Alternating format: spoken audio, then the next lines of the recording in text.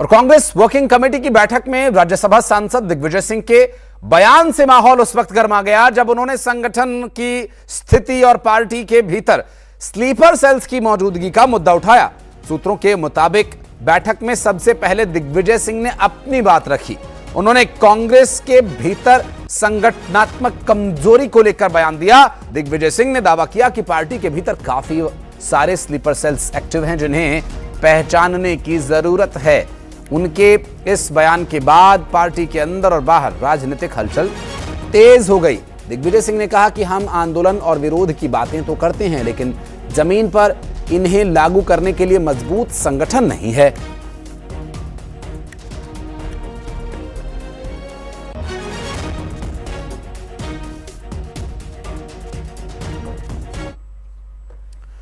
और शशि थरूर ने दिग्विजय सिंह के बयान का समर्थन किया है। संगठन को लेकर कांग्रेस नेता शशि थरूर ने कहा कि मैं भी चाहता हूं कि हमारा संगठन मजबूत हो, संगठन में अनुशासन होना ही चाहिए, यह जरूरी है। कांग्रेस नेता दिग्विजय सिंह के संगठन मजबूत करने वाले बयान का शशि थरूर ने समर्थन किया।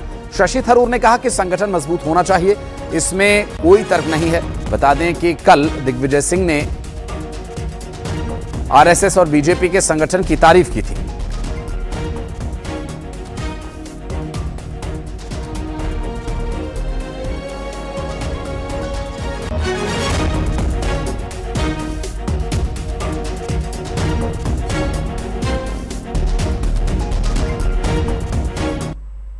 मैं भी चाहता हूं कि हमारे संगठन जरा सा मजबूत हो और हमारे संगठन के अंदर तो डिसिप्लिन होना ही चाहिए, तो लॉजिकल है।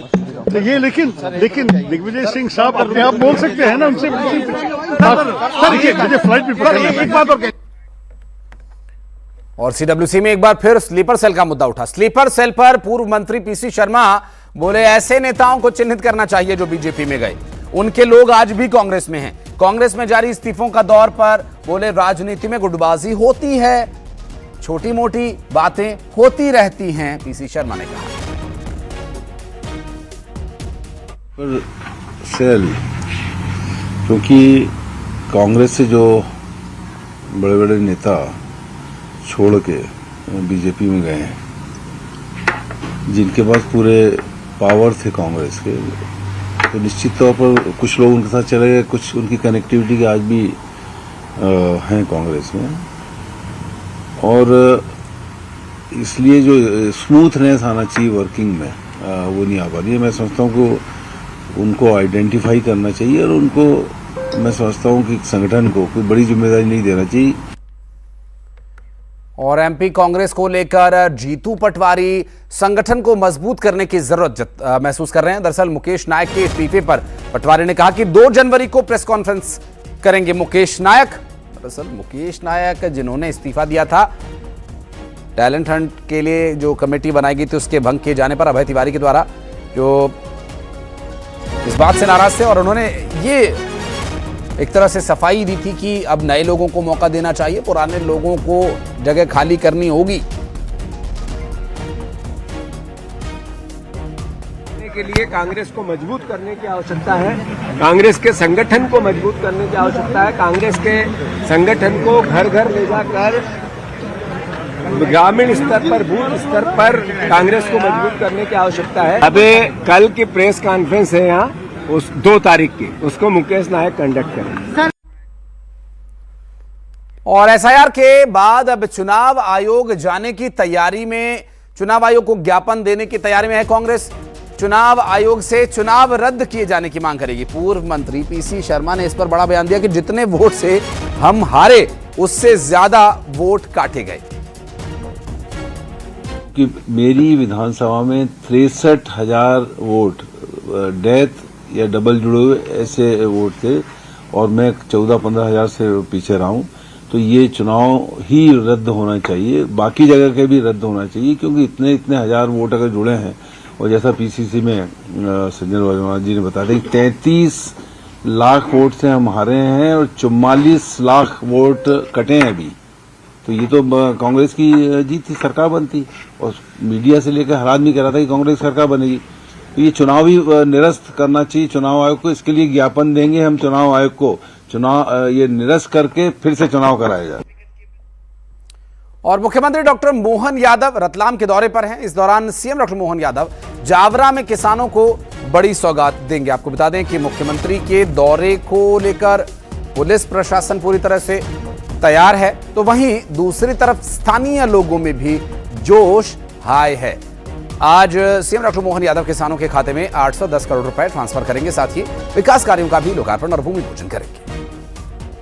मुख्यमंत्री डॉक्टर मोहन यादव के स्वागत में रतलाम जिले से भी बड़ी संख्या में लाडली बहनें पहुंची हैं और ये देखिए अपने भाई मध्य प्रदेश के सीएम डॉक्टर मोहन यादव को धन्यवाद ज्ञापित कर रही है, क्योंकि अब इनकी राशि भी बढ़कर 1500 रुपए प्रति माह हो गई है और हजारों की संख्या में आज लाडली बहनें पहुंची है। और ये देखिए बड़ी संख्या में व्यवस्था की गई और पूरा जो पंडाल है, करीब जो पूरे जो डोम है वो लाडली बहनों से भरा हुआ है। यानी आप समझ सकते हैं कि 15 से 20 हजार से ज्यादा लाडली बहनों को यहाँ पर बुलाया गया है और उनकी बैठने से लेकर तमाम जो इंतजाम है वो यहाँ पर नजर आ रहे हैं। तो मुख्यमंत्री अब से थोड़ी देर में रतलाम के जावरा पहुंचेंगे और यहाँ पर किसानों को भावांतर राशि का भुगतान करेंगे। तो बड़ी संख्या में किसान और लाडली बहनें आज अपने मुख्यमंत्री को सुनने के लिए रतलाम के जावरा पहुंचे हैं।